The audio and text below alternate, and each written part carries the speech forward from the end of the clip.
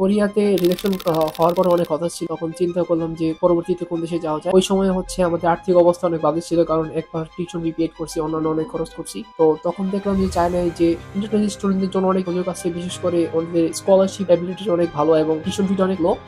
আপনার সাথে যোগাযোগ করে যেন অবশ্যই এখান থেকে ভিসার ব্যবস্থা করে অবশ্যই ইনশাল্লাহ ভালো হবে। যাচাই বাছাই করছি, এখানে আস্থা আছে, বিশ্বাস আছে, বিশ্বাসের সাথে কাজ করা হয়। এন্ড আমরা অনেকেই হয়তো জানি না চায়না থেকে কিন্তু অন্য দেশে মুভ করা অনেক ইজি। কারণ লাইক আরমান আজকে জানাতে গেল 1-2 বছর এখানে লেখাপড়া করলো, ও কিন্তু পরবর্তী ইতালি বা অস্ট্রেলিয়া বা ইউএস অনেক দেশে কিন্তু যেতে পারছে। আমার মতে হ্যাঁ, অবশ্যই তাদের প্রাণবিন থেকে অ্যাপ্লাই করা উচিত। ভিসার নিশ্চয়তা নিয়ে দুশ্চিন্তায় ভুগছেন?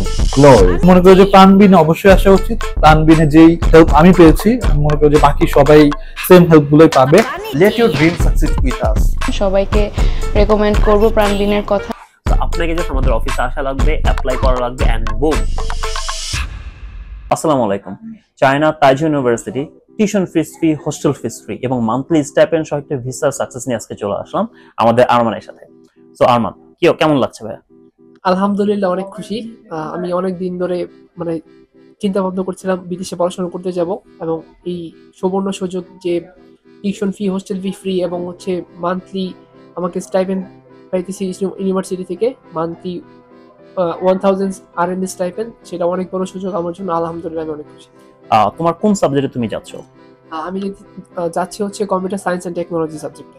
ওকে, স্কলারশিপ যে পেয়েছো, তুমি কি ভেবেছিলে আগে যে তুমি স্টাইপেন্ডটা পাবা? সত্যি বলতে আমি আসলে এভাবে চিন্তা করিনি যে এত ভালো স্টাইপেন্ড পাবো, এই স্কলারশিপটা পাবো। ধন্যবাদ প্রাণবিনকে এই সুযোগটা করে দেওয়ার জন্য। তোমার আইএলটিএস এ কত আছে? আমার আইএলটিএস স্কোর হচ্ছে 6.0। ওকে, এন্ড তাইজু ইউনিভার্সিটি তোমার সিএস এর জন্য মোস্ট অফ দ্য ভালো ইউনিভার্সিটি একটা, প্লাস অনেক কাছাকাছি বলেছে জিংজু স্টেটে। সো আঙ্কেল, আপনার কেমন লাগছে ওকে full free scholarship plus monthly stipend সহ জানাতে দেওয়ার জন্য? আলহামদুলিল্লাহ, আলহামদুলিল্লাহ, ইনশাল্লাহ ভালো।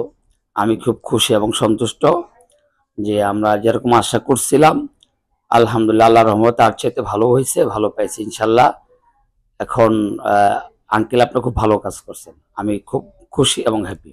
আঙ্কেল, আমরা যদি বলি যে আমাদের নেক্সট যারা চায়নাতে অ্যাপ্লাই করতে চায় তাদেরকে যদি আপনি রেফার করতে চান, তাহলে আপনি কি বলবেন তাদেরকে প্রাণবিনে এসে চায়নার জন্য অ্যাপ্লাই করতে? আপনি কি সাজেস্ট করেন? আমি অবশ্যই বলবো প্রাণবিনে আপনার সাথে যোগাযোগ করে যেন অবশ্যই এখান থেকে ভিসার ব্যবস্থা করে অবশ্যই ইনশাল্লাহ ভালো হবে। যেহেতু আমার ছেলের জন্য ভালো হয়েছে, আমি আশা করব এখানে যেন সবার জন্যই ভালো হবে।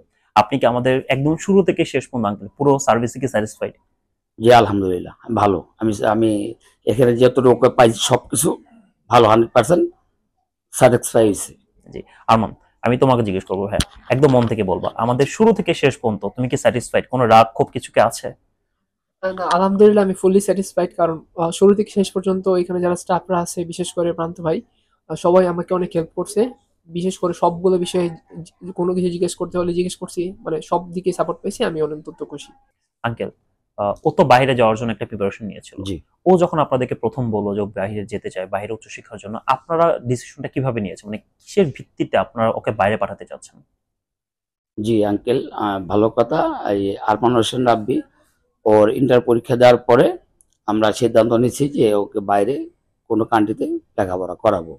এটা আমার আগের থেকেই সিদ্ধান্ত এবং মতামত ছিল।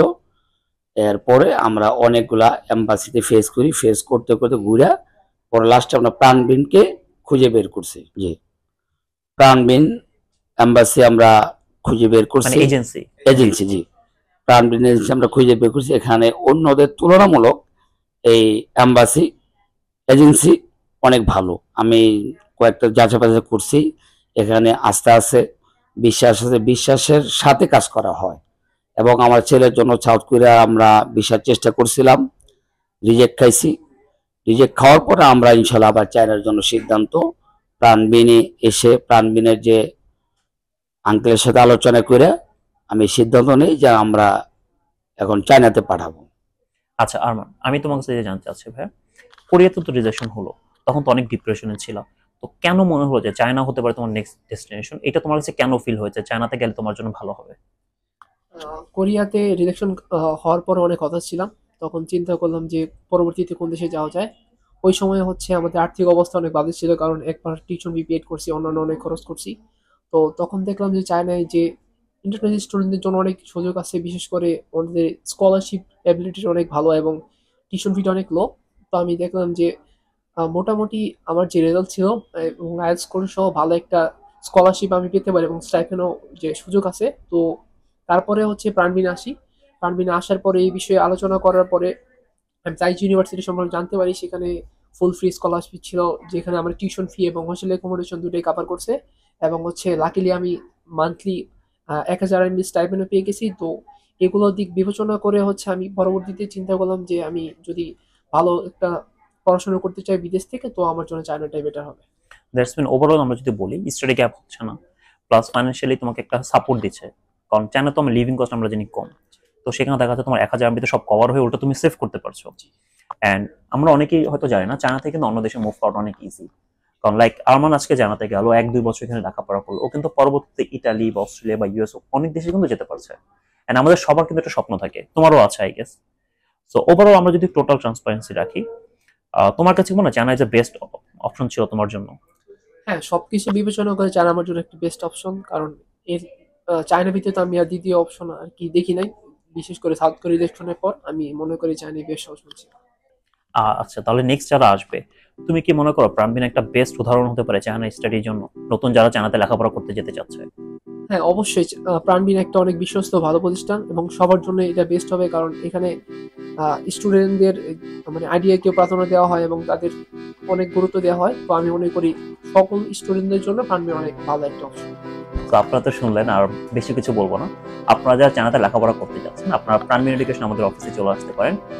ইনশাল্লাহ আমরা একটা বেস্ট সাপোর্ট দেওয়ার চেষ্টা করবো। ধন্যবাদ, আসসালামু আলাইকুম।